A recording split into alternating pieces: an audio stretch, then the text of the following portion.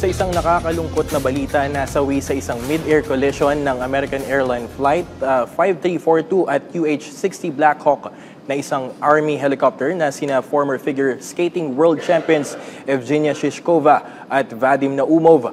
Kasama din ang mga teenage skaters sa sina Gina Han at Spencer Lane, pati na ang kanilang mga magulang sa Washington, D.C. kamakailan.